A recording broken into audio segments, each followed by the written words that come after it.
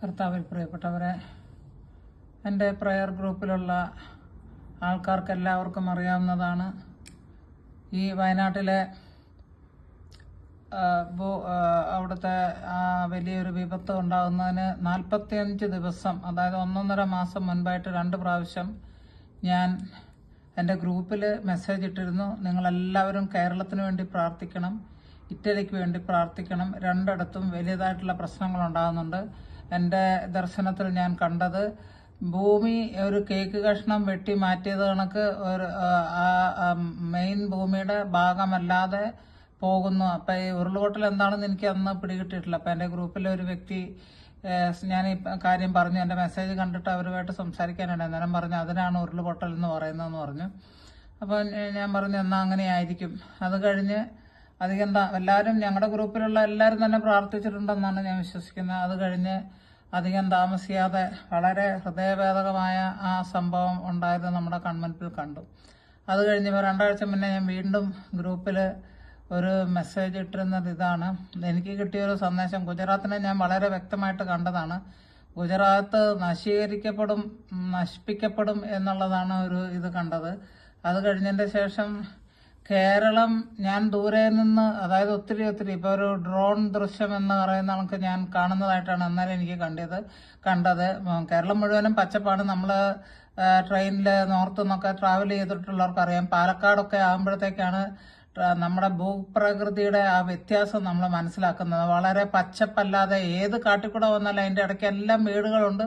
കേരളത്തിൽ അങ്ങോളം ഇങ്ങോളം റെയിൽവേ പാളങ്ങളുടെ 2 സൈഡുകളിലും കാടുകളായിരിക്കും, പക്ഷെ അവിടെയും വീടുകളുണ്ട്. നമ്മുടെ മാത്രം ഒരു പ്രത്യേകതയാണ്. ബാക്കിയുള്ള സ്ഥലങ്ങളിലൊക്കെ ഞാൻ കണ്ടിരിക്കുന്നത് നമ്മളൊരു സർട്ടൻ കൊമേഴ്സ്യൽ ഏരിയ, ചില ഒരു ടൗൺഷിപ്പ് അങ്ങനെയൊക്കെ കാണും. പിന്നെ ഏക്കർ കണക്ക്, ഇപ്പം ആന്ധ്രയിലൊക്കെ പോകുന്നവർക്കൊക്കെ അറിയാം, ഏക്കർ കണക്കിന് കൃഷിഭൂമിയാണ്. നമ്മൾക്ക് നോക്കത്താവുന്ന ദൂരത്തിനപ്പുറം വരെയും കൃഷി അല്ലാണ്ട് വേറൊന്നും കാണത്തില്ല. ചോളം, നെല്ല്, മുന്തിരി അങ്ങനെയുള്ള കാര്യങ്ങളാണ്. അത് കഴിഞ്ഞ് ചെറിയൊരു സ്ഥലം കാണും. ആൾക്കാർ കാളവണ്ടിയും ജീവിക്കുന്ന ഒരു സാഹചര്യം, കാറും വണ്ടിയും ചെറിയ കടകളും ചെറിയ തുണിക്കടകളും, ഒരു ടൗൺഷിപ്പ് എന്ന് പറയാം. അങ്ങനെയാണ്. അപ്പം ഞാൻ ഇതിൻ്റെത് വെച്ചാണ് ഞാൻ പറയുന്നത്, മുഴുവനും പച്ചപ്പ് നിറഞ്ഞ ഒരു സ്ഥലം കേരളമാണെന്നുള്ള എനിക്ക് മനസ്സിലായി. അതിൻ്റെ ഭൂപടം എനിക്ക് എൻ്റെ മനസ്സിലുണ്ട്, കേരളത്തിൻ്റെ. അത് കഴിഞ്ഞിട്ട് അതിൻ്റെ നടുവിൽ കൂടെ ചെളിയും കൊണ്ട് നിറഞ്ഞ ഒരു വര വരച്ചത് കണക്ക്, അത് ഒബ്ലീക്കായിട്ടാണ് വരച്ചിരിക്കുന്നത്. അത് ഞാൻ വളരെ ക്ലിയർ ആയിട്ട് പറയുന്നുണ്ടായി. എന്നിട്ട് കേരളം 2ആയിട്ട് ഡിവൈഡ് ചെയ്യപ്പെട്ടു പോയിരിക്കുന്നു. അതുപോലെ തന്നെ എയർപോർട്ടിൻ്റെ അങ്കമാലി ആ ഭാഗമെല്ലാം അഫക്റ്റ് ചെയ്തതായിട്ട് ഞാൻ കാണുന്നു. പിന്നെ എനിക്ക് മിനിഞ്ഞാന്ന് ഒരു സന്ദേശം കിട്ടിയിരിക്കുന്നത് സൗത്ത് അമേരിക്കയിൽ, കൺട്രി ഏതാന്ന് എനിക്ക്, സൗത്ത് അമേരിക്കയിൽ ഒത്തിരി രാജ്യങ്ങളുണ്ട്. ഇപ്പോൾ കൊളംബിയ ഇതൊക്കെ ഉണ്ടല്ലോ, നമുക്കറിയാവുന്ന കാര്യം തന്നെയാണ്, പെറു. പക്ഷേ അതിലേത് രാജ്യമാണെന്ന് എനിക്കറിയില്ല. പക്ഷേ മേജറായിട്ടുള്ള ഒരു എർത്ത് ക്വേക്ക് ഉണ്ടാകാൻ പോകുന്നു. അതുപോലെ തന്നെ ഇമിനന്റ് ആയിട്ട് ഇവിടെ ഇറ്റലിയിലും വളരെ ഡിസാസ്ട്രസ് ആയിട്ടുള്ള ഒരു 360 എന്നുള്ളൊരു കണക്കാണ്, മരണത്തെക്കുറിച്ചായിരിക്കണമെന്ന് ഞാൻ വിചാരിക്കുന്നു. ഡിസാസ്ട്രസ് ആയിട്ടുള്ള ഒരു സംഭവം, വളരെ വളരെ ഡിസാസ്ട്രസ് ആയിട്ടുള്ള സംഭവം ഉണ്ടാകാൻ പോകുന്നു. എനിക്ക് നിങ്ങളോട് പറയാനുള്ളത്, ദൈവം തൻ്റെ പ്രവാചകന്മാരോട് അറിയിക്കാതെ ഒരു കാര്യം ഭൂമിയിൽ ചെയ്യുകയില്ല എന്ന് വചനം നമ്മളെ പഠിപ്പിക്കുന്നുണ്ട്, നമുക്കറിയാം.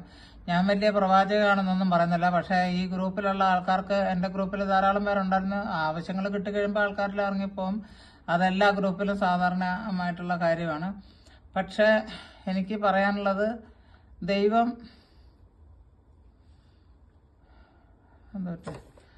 ആ സമയത്ത്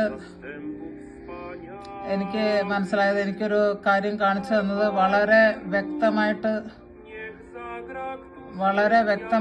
എനിക്കൊരു കാര്യം കാണാൻ കഴിഞ്ഞത്, വളരെ ഡിസാസ്ട്രസ് ആയിട്ടുള്ള കാര്യങ്ങൾ വീണ്ടും ഉണ്ടാകാൻ പോകുന്നു.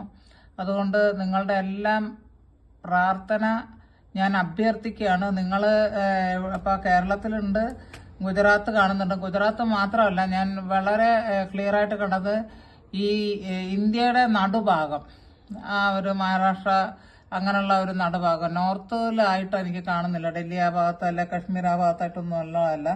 നടുഭാഗം എന്ന് പറയുന്നത് ഗോവൻ്റെ അവിടം വരെ വരുമല്ലോ ഏകദേശം. ഗോവ സൗത്തിലാണ്, അത് കഴിഞ്ഞ് മംഗലാപുരം, കേരളം ഇങ്ങനെ ഇങ്ങോട്ട് പോരുമല്ലോ. അപ്പോൾ ഏതായാലും വളരെയധികം ഇതുപോലെ തന്നെ ഭയാനകമായിട്ടുള്ള ചില കാര്യങ്ങളാണ് ഉണ്ടാകാൻ പോകുന്നത്. എനിക്ക് നിങ്ങളോട് ഒന്നേ ആവശ്യപ്പെടാനുള്ളൂ, നിങ്ങളുടെ എല്ലാം പ്രാർത്ഥന ആവശ്യമുണ്ട് ദൈവത്തിന്. ഇപ്പൊ നിങ്ങൾ പറയും, നിങ്ങൾ നേരത്തെ പറഞ്ഞിട്ട് പിന്നെ എന്തുകൊണ്ടാണ് വീണ്ടും കേരളത്തിൽ ഇങ്ങനത്തെ പ്രശ്നം ഉണ്ടാകുക? കേരളത്തിൽ ഒരാളെങ്കിലും ജീവനോടെ ഇരിക്കുന്നുണ്ടെങ്കിൽ, ഇപ്പൊ ജീവനോടെ ഇരിക്കുന്നവർ ആരെങ്കിലും ഉണ്ടെങ്കിൽ അതൊക്കെ നമ്മുടെ പ്രാർത്ഥനയുടെയും കൂടെ ഫലമായിരിക്കും എന്ന് വിശ്വസിക്കാനാണ് എനിക്ക് താല്പര്യം. നിങ്ങളെല്ലാവരും ദൈവത്തെ ഓർത്ത് ശക്തമായിട്ട് പ്രാർത്ഥിക്കുക. ദൈവം നിങ്ങളെ അവരെ അനുഗ്രഹിക്കട്ടെ. ഇടയ്ക്ക് എന്നെയും കൂടെ ഓർത്ത് പ്രാർത്ഥിച്ചോളൂ. ദൈവത്തിന്റെ വലിയ കൃപയും കരുണയും സ്നേഹവും നിങ്ങളോടും നിങ്ങളുടെ കുടുംബാംഗങ്ങളോടും ഇപ്പോഴും എപ്പോഴും ഉണ്ടായിരിക്കുമാറാകട്ടെ. ആമേൻ. പിതാവിന്റെയും പുത്രന്റെയും പരിശുദ്ധാത്മാവിന്റെയും നാമത്തിൽ ആമേൻ.